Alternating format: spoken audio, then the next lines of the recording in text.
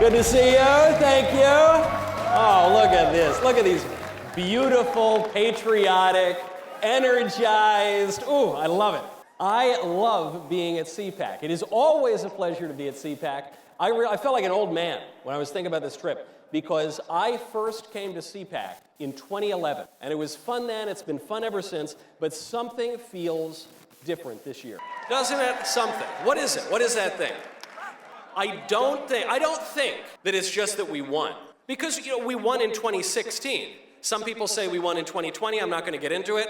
But it can't just be that we won. I think the big difference this year is that we won, and we won the popular vote. That was the big difference.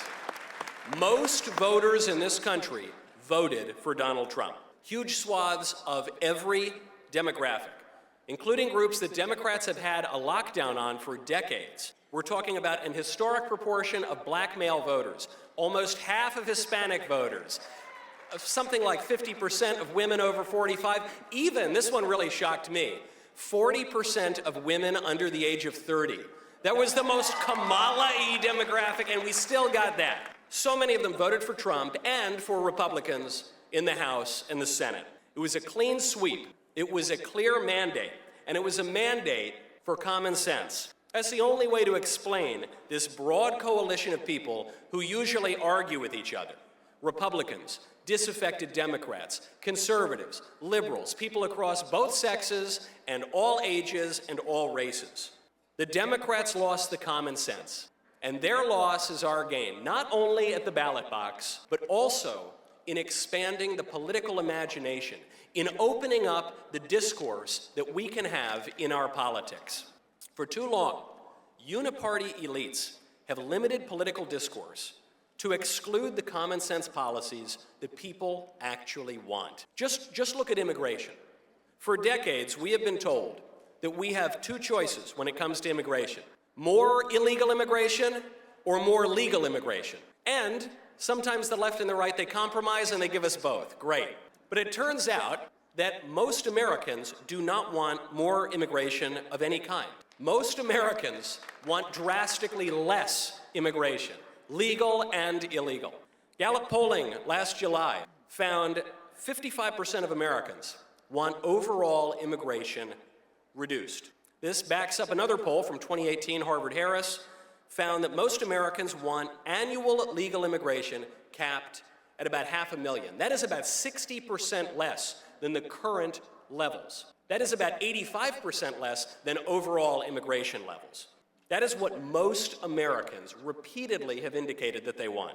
And it's perfectly reasonable. Today, we have the highest foreign-born percentage of the population that we have ever had in our nation's history. It is not possible for a nation to maintain social cohesion and its own way of life while taking in unlimited numbers of foreigners.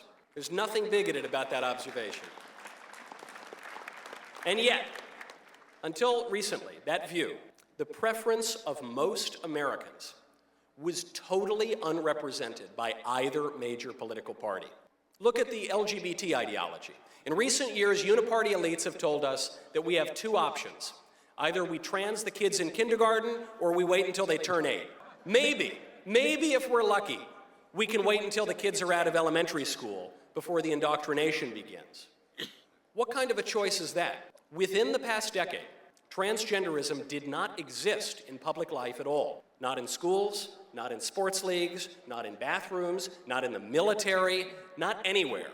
And things worked a lot better then, and probably we should return to that. To put in perspective just how rapidly this gender-bending LGBT ideology has been forced upon us, consider that Barack Obama, in the final year of his first term as president, held that marriage is the lifelong union of a man and a woman ordered toward the procreation and education of children. Hillary Clinton believed that too.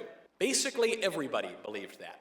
Everyone, everywhere, for statistically all of human history, has understood that fact. That is the only definition of marriage that distinguishes it from other kinds of relationships. Marriage was not invented by ideologues, and it cannot be redefined by ideologues either.